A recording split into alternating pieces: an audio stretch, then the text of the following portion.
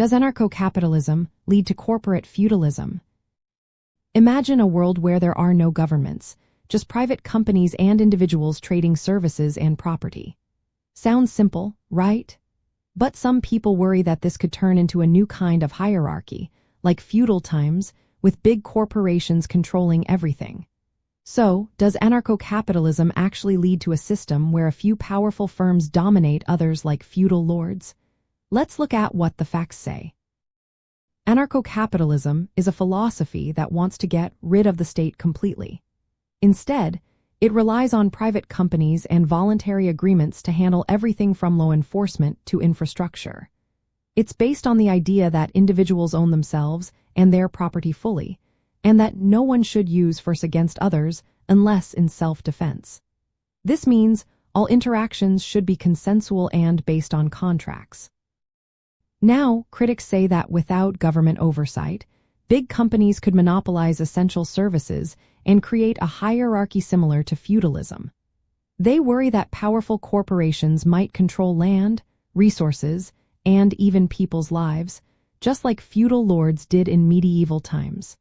But supporters argue that this is unlikely because of how markets work. In an anarcho-capitalist system, competition is key. Private agencies would have to compete for clients, which would keep them honest. If a company abuses its power, people can leave and choose another provider. This ongoing competition makes it hard for any one firm to become a dominant, coercive force. Plus, since all relationships are voluntary, no one can be forced into a contract or service they don't agree to. Another point is that law and dispute resolution would be handled by private, decentralized systems. Instead of a government setting the rules, contracts and insurance would create a legal framework. This decentralization reduces the chance of a single entity gaining unchecked power. Property rights are also central. Individuals would control their land and possessions, making it harder for corporations to seize or dominate property without consent. This is different from feudal times when lords held hereditary rights over land and people. Supporters also say that communities could form around shared values, whether they focus on strict property rights or communal living.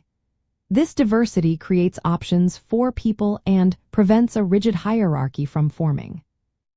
Of course, critics worry that without regulation, large private firms could form monopolies and act like feudal lords.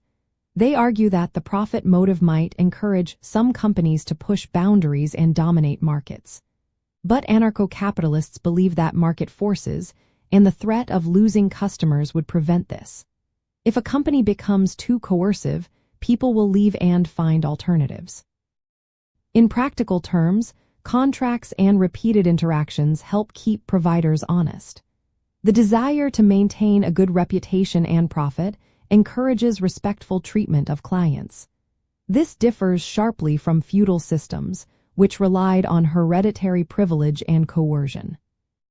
So, in the end, anarcho-capitalism aims to create a society based on voluntary exchange, private property, and competition. These principles are designed to stop the rise of hierarchical, coercive power structures like feudalism. While challenges exist in making this work smoothly, the core ideas focus on freedom and voluntary cooperation rather than domination and control.